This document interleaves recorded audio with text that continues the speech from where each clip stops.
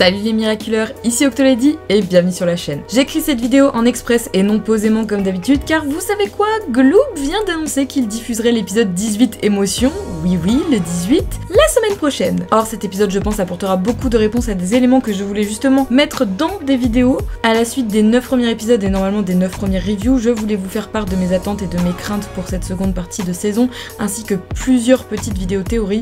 Donc désolé si la vidéo n'est pas aussi soignée que d'habitude, mais pour le coup, l'urgence m'a saisi. Je vous présente donc mes craintes et mes attentes pour la suite de cette saison.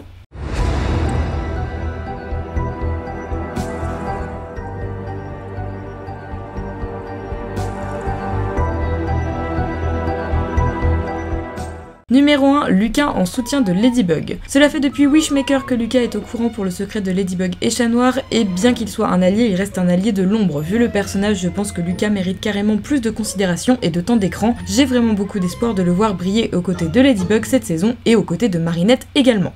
2. Le Féligami. Oui, vous m'avez bien entendu, je ne suis pas très ship, mais s'il y en a bien un qui m'intéresse, c'est celui-ci. Félix et Kagami sont pour moi l'un des ships les plus logiques de la série. Surtout après avoir vu pourquoi Kagami aimait Adrien, parce qu'il était parfait. Mais Adrien aime Marinette et Kagami les soutient. Outre son caractère, Félix pourrait donc totalement correspondre à Kagami et celle-ci pourrait même aider à radoucir son caractère. 3. Le non-retour d'Emily. J'en ai déjà parlé à plusieurs reprises, mais s'il y a bien une chose que j'attends dans cette saison, c'est bien qu'on en finisse avec le personnage d'Emily. La menace de son retour est pour moi une menace pour le scénario mais également le développement des personnages. Faire revenir la personne dont Adrien a déjà fait le deuil et dont Gabriel n'a pas fait le deuil serait le pire message à envoyer, surtout vu comment on voit ce qu'est devenu Nathalie pour Adrien.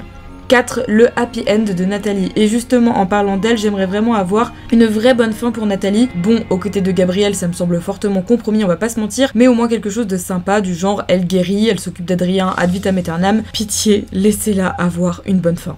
5. L'auto-confirmation de Félix Sentimonstre. Oui, bon, évidemment, je ne pouvais pas ne pas parler des Sentimonstres. Émotion est pour moi l'épisode de la révélation, comme je l'ai évoqué plusieurs fois. Félix est un personnage gris qui poursuit ses propres objectifs, qui est selon moi de protéger les Sentimonstres, dont son cousin slash frère Adrien fait partie. Vous le savez, Félix respecte les Sentimonstres et a du respect et de la pitié pour eux. C'est pourquoi j'ai du mal à l'imaginer créer un Sentimonstre, car cela voudrait dire qu'à un moment ou à un autre, il devrait le libérer de son existence. Et je doute vraiment que ça soit sa volonté. Sauf si en créant son Sentimonstre, Félix pense ne jamais avoir à le libérer. Je pense donc que malgré l'utilisation de son Miraculous, Félix ne claquera jamais des doigts, non seulement par crainte d'annihiler un congénère, mais par crainte de s'auto-tuer également. Ce geste pourrait alors amener à la révélation et la confirmation tant attendue sur sa nature. Il laisserait alors Ladybug et Chat Noir libérer le Sentimonstre en libérant son Amok. Vous le sentez que ça aurait dû être une vidéo beaucoup plus longue et développée, mais qu'à cause d'une putain de course à la diffusion, je suis obligée de faire des méga raccourcis?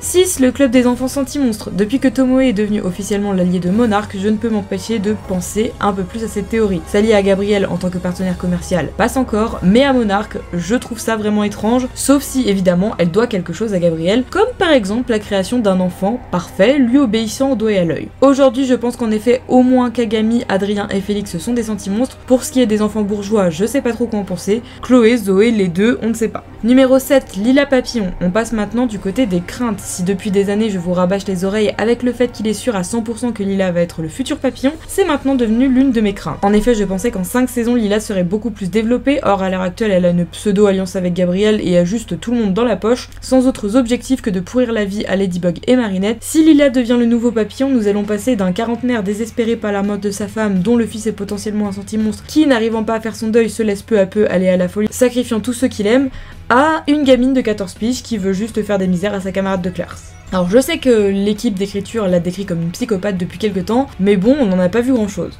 8. Une fin grandiose. J'avoue qu'à l'heure actuelle, je n'ai plus beaucoup d'espoir pour la survie de Gabriel. Le cataclysme de Chat Noir le ronge et il l'a lui-même dit à Nathalie, si ça continue, Adrien va finir par se retrouver tout seul. Alors très bien, j'accepte, je me fais à l'idée qu'il est possible que Gabriel meure en cette fin de saison, mais dans ce cas, j'espère qu'une fin grandiose lui sera dédiée. On parle tout de même du père du héros et du grand méchant nous ayant suivis durant 5 saisons. Si Gabriel doit mourir, alors sa fin se doit d'être à la hauteur du personnage qu'il aura été. 9. La fin claquée au sol. Justement pour contraster, parlons de la fin que je n'aimerais voir en aucun cas. Pour moi, la pire fin de Miraculous à l'heure actuelle serait Emily revient comme par magie, on sait pas trop pourquoi, Nathalie meurt de sa maladie, Gabriel succombe à son cataclysme, mais c'est pas grave vu qu'Emily, le bon parent, est là pour Adrien, alors tout va s'arranger. Je ne supporterai pas qu'un personnage dont le héros a fait le deuil, qui se trouve dans une boîte de conserve depuis 4 saisons, remplace 2 bijoux d'écriture comme Nathalie et Gabriel. Ce serait non seulement trop simple, mais un énorme gâchis selon moi. Et numéro 10, Padriville. Mon plus grand souhait pour cette fin de saison, qu'Adrien et Marinette soient ensemble ou pas, je rêve que les révélations d'identité n'existent pas. Je sais que l'épisode 20 se nomme Révélation, mais j'ai bon espoir qu'il s'agisse d'autre chose. Félix apprenant à son cousin qu'ils sont des sentimonstres, Lila découvrant l'identité de Papillon,